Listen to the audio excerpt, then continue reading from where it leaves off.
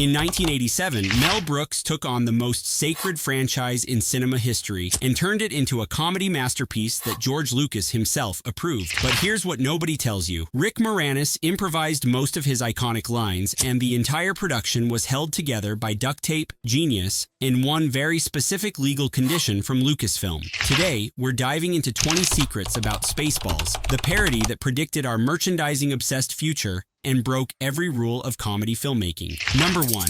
The iconic line. Let's start with the obvious one. The line everyone knows. And may the Schwartz be with you! May the Schwartz be with you was Mel Brooks' masterstroke, a Yiddish twist on Star Wars' most sacred phrase. Schwartz literally means black in Yiddish, but it also sounds absurd enough to mock the mystical gravitas of the Force. Brooks knew exactly what he was doing, taking something beloved and making it simultaneously ridiculous and quotable. Within weeks of the film's release, the phrase appeared on t-shirts, bumper stickers, and Saturday Night Live sketches. It became shorthand for Jewish humor infiltrating mainstream pop culture. And here's the kicker. George Lucas reportedly laughed harder at this joke than anything else in the script. Number 2. George Lucas approved the movie. Before Mel Brooks could shoot a single frame, he needed permission from the most powerful man in Hollywood, George Lucas. And surprisingly, Lucas loved the idea. He read the script, laughed throughout, and gave Brooks his blessing. But there was one non-negotiable demand. No merchandise. Zero. No action figures. No lunchboxes, no Halloween costumes. Lucas's reasoning, Spaceballs toys would look too similar to Star Wars products and confuse consumers. It was a brilliant business move disguised as protection of intellectual property. Brooks agreed immediately, and then turned that restriction into the movie's most prophetic joke. The entire merchandising sequence, with yogurt-hawking Spaceballs flamethrowers and toilet paper, became a savage commentary on franchise capitalism. Lucas banned the products, so Brooks satirized the entire concept of products. Number 3. The movie satirizes more than Star Wars. Everyone knows Spaceballs parodies Star Wars, but look closer and you'll spot references to Alien, Star Trek, Planet of the Apes, Transformers, and even Rocky scattered throughout. The chestburster scene is pure Alien. The bridge of Spaceball 1 mirrors Star Trek's Enterprise. The apes in the desert reference Charlton Heston. Maid transforms like a transformer. These aren't just Easter eggs, they're Brooks, proving he could mock multiple franchises simultaneously while still maintaining narrative coherence. Most parody films pick one target and exhaust it. Brooks created a comedy that satirized an entire era of blockbuster filmmaking, and most viewers missed half the jokes because they were too busy laughing at Dark Helmet playing with his dolls. Number 4. Rick Moranis improvised. Most of Dark Helmet's lines, Rick Moranis, the brilliant comedic actor behind Dark Helmet, didn't just perform the role. He rewrote it on the fly. Most of Dark Helmet's tantrums, insults, and erotic breakdowns were pure improvisation. The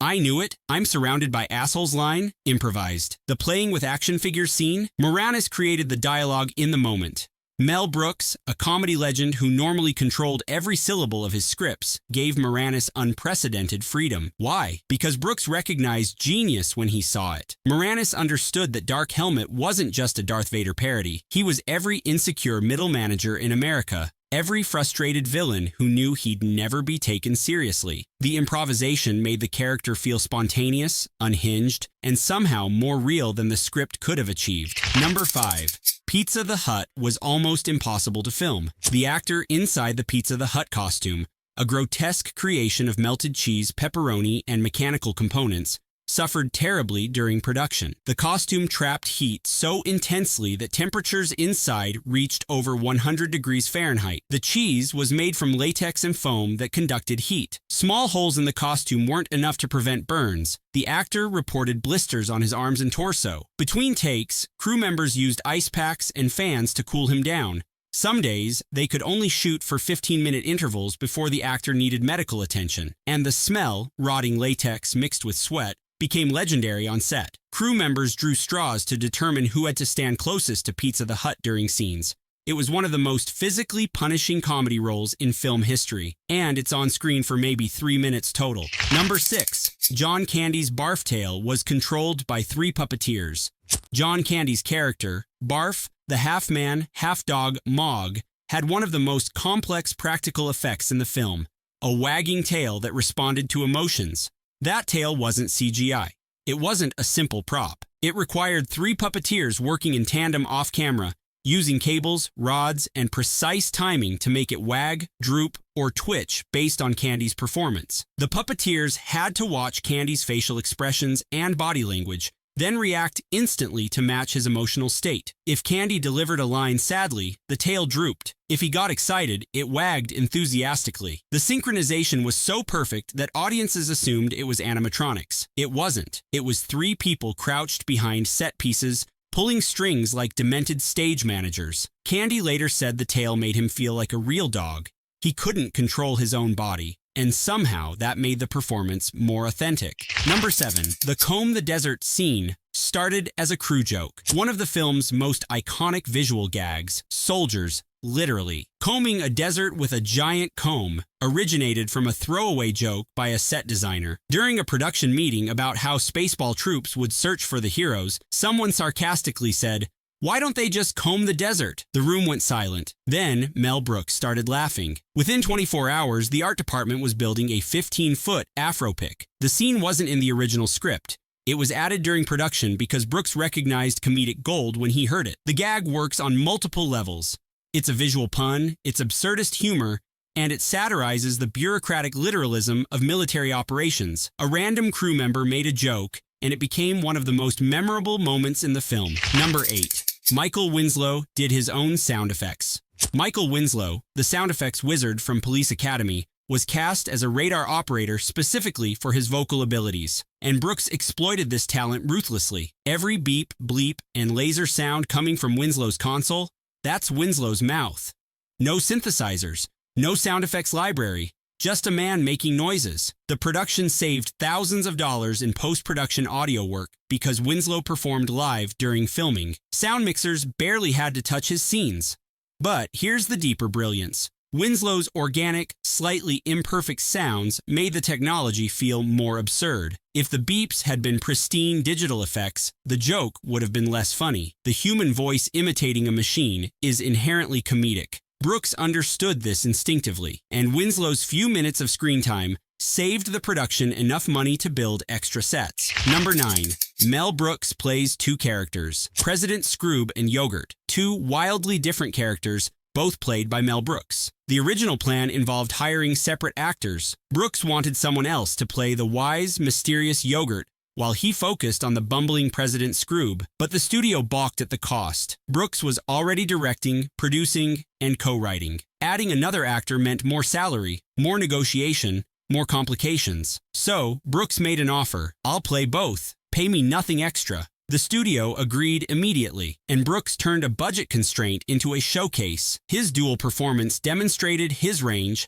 manic stupidity as Scroob, Yoda-like wisdom, filtered through Borscht Belt comedy, as Yogurt. Nobody watching the film thinks, that's the same actor. The characters feel completely distinct. Brooks proved that great acting isn't about budget, it's about commitment. Number 10. The movie's budget was $22 million. In 1987, most parody films cost between $2 and $5 million. They were cheap, quick productions designed to capitalize on current trends. Spaceballs cost $22 million. More than 4 times the typical parody budget. Why? Because Mel Brooks refused to make it look cheap. He wanted real sets, detailed costumes, actual spaceship models, and professional cinematography. He argued that the parody would only work if it looked as expensive as the films it was mocking.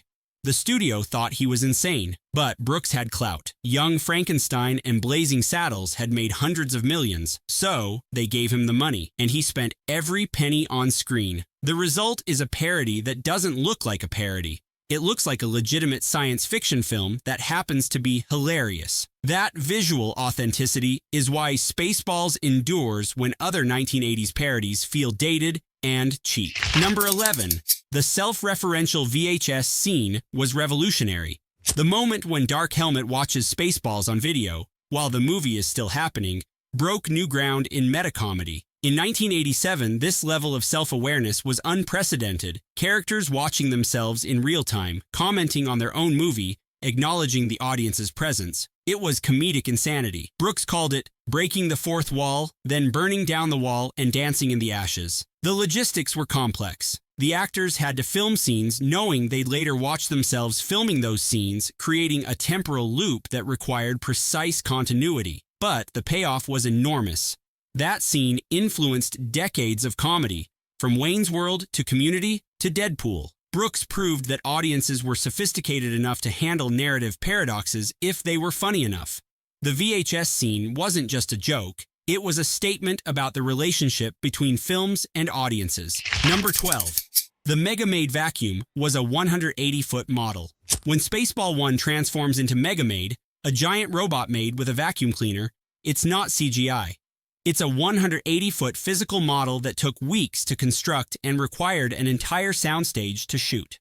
The model included working lights, articulated limbs, and a vacuum nozzle that actually functioned. Cinematographers shot it using forced perspective and strategic camera angles to make it appear even larger. The transformation sequence required dozens of takes to capture correctly. Each movement had to be precise, or the scale would look wrong. This was old-school filmmaking, practical effects, miniatures, and patience. For a comedy. Most comedies wouldn't invest this much effort in a single visual gag, but Brooks understood that the joke only works if the execution is flawless. You laugh because the absurdity is rendered with absolute cinematic sincerity. Number 13. Dark Helmet's giant helmet was surprisingly heavy. Rick Moranis' helmet, the physical prop he wore during filming, weighed approximately 10 pounds and was top-heavy by design. This created real problems. Moranis struggled to maintain balance during scenes requiring movement.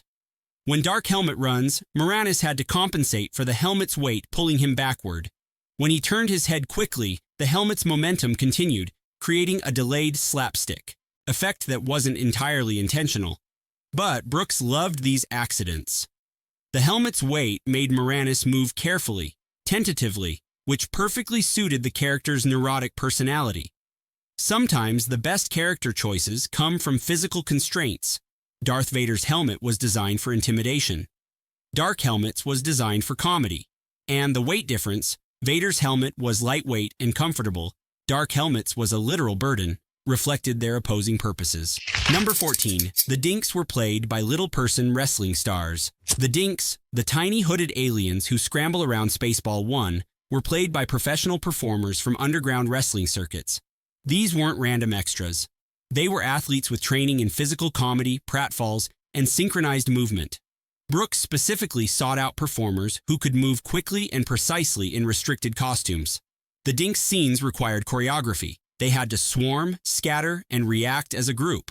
Amateur actors couldn't have pulled it off. But professional wrestlers? They understood timing, spacing, and how to make exaggerated movements look natural. The Dinks are a visual parody of Jawas from Star Wars, but they're performed with a physicality that Jawas never achieved. Brooks hired the best people for every role, even the ones without dialogue, even the ones in full-body costumes. That's why the film works. Number 15. The chestburster scene used the original Alien actor. John Hurt, the actor who famously died via chestburster in Ridley Scott's Alien, appears in Spaceballs to parody his own death scene. This wasn't just clever casting, it was Brooks convincing a serious, dramatic actor to mock his own work. Hurt reportedly loved the script and agreed immediately. His one contribution? The line, "Oh no, not again," which he improvised during the first take. That single line transforms the scene from simple parody to something darker and funnier. It implies that Hurt's character has been killed by chestbursters multiple times across different films. It's existential horror comedy, and then the creature bursts out wearing a top hat and cane, singing, "Hello, my baby." The tonal whiplash, from Hurt's weary recognition to vaudeville performance, is perfect. Brooks understood that the best parody honors the original while destroying it simultaneously. Number 16. Joan Rivers voiced Dot Matrix. Dot Matrix, the anxious robot companion, was created through a split performance. Lorene Yarnell, a professional mime and physical performer, wore the costume and performed all the physical comedy. Joan Rivers recorded the voice separately in a sound booth. They never worked together. Yarnell had to create the character's movements without knowing exactly how Rivers would deliver the lines. Rivers had to voice a character without seeing Yarnell's physical performance. The synchronization happened in post-production, where editors matched Rivers' vocal energy to Yarnell's physical energy. Somehow, it works perfectly. The character feels unified, like one person. This technique, separating physical and vocal performances, is common in animation but rare in live action. Brooks used it because he wanted Rivers' specific comedic voice but needed a performer who could move inside a restrictive costume. It's another example of Brooks solving creative problems through unconventional solutions. Number 17. Mel Brooks thought the movie would fail. Despite his confidence during production, Mel Brooks privately believed Spaceballs would be a commercial disaster. He worried that Star Wars fans would be offended, that general audiences wouldn't understand the references, that the humor was too Jewish and too niche. He told friends he expected it to bomb. When test screenings produced mixed reactions, some audiences loved it, others seemed confused. Brooks became convinced he'd made a mistake. The studio shared his concerns. Marketing struggled to position the film. Was it for kids, for adults, for Star Wars fans, or Star Wars haters? Nobody knew. Then the film opened in June 1987 and made $38 million domestically. Not a blockbuster, but profitable. Over time, through home video and cable TV, it became a cult phenomenon. By the 1990s, it was one of Brooks's most beloved films. The movie Brooks thought would end his career became a generational touchstone. Number 18. The movie predicts real-life merchandising culture. The yogurt merchandising scene, where he peddles Spaceballs branded products, wasn't just a joke in 1987, it was prophecy. Brooks was satirizing the merchandising obsession that Star Wars had created. But within a decade, every major franchise would embrace the exact strategy Brooks mocked. Today, Marvel, Star Wars, Harry Potter, and every blockbuster exist primarily to sell products. The films are commercials for toys, games, theme park attractions, and streaming subscriptions. Brooks saw this coming. His comedy wasn't just about 1980s excess, it was about the future of entertainment. When Yogurt holds up Spaceballs, the flamethrower, and says, "The kids love this one," he's not joking. He's predicting a world where IP exploitation becomes the entire point of filmmaking. Spaceballs is funny, but it's also terrifyingly accurate. Number 19. A sequel was planned. The ending of Spaceballs teases a sequel with a perfect title, Spaceballs 2, The Search for More Money. It was a joke, except it wasn't. Mel Brooks actually began developing a sequel in the early 1990s. He wrote outlines, pitched studios, and discussed it with the original cast. But nobody wanted to finance it. The studio that distributed the original film had been sold. New executives didn't understand the property. Brooks's clout had diminished after several commercial failures. The project stalled, then died quietly. For decades, fans begged for a sequel. Brooks would smile and say, "We're still searching for more money." It became his standard response, a meta joke about the meta joke. In 2013, he announced plans for an animated series called Spaceballs, the animated series. It lasted one season. The sequel everyone wanted never materialized. Maybe that's perfect. Some comedies shouldn't have sequels. Number 20. The ending was changed. The original ending of Spaceballs included more elaborate fourth wall breaking, characters discussing sequels, arguing with the audience, and commenting on film economics. Test audiences didn't respond well. They felt confused rather than amused. The meta-humor had gone too far. So Brooks re-edited the finale to focus on character reactions, Lone Star and Princess Vespa's wedding, the happily ever after tropes, and a final joke that felt conclusive rather than open-ended. It was the right choice. Sometimes, less is more. The film had already broken the fourth wall repeatedly. Ending with more of the same would have been exhausting. Instead, Brooks gave audiences a traditional romantic comedy ending, and then immediately undercut it with the sequel tease. It's a perfect balance, satisfying for people who want closure, subversive for people who want anarchy. Brooks listened to audiences, adjusted his vision, and made the film better. That's not compromise. That's craftsmanship. Spaceballs wasn't just a Star Wars parody, it was a masterclass in meta-comedy that predicted franchise culture, pushed practical effects to their limits, and proved that the best satire comes from genuine love for the thing you're mocking. If you're hungry for more forgotten facts from cinema's greatest parodies, hit that subscribe button and let me know what 1980s classic I should dissect next. May the Schwartz be with you.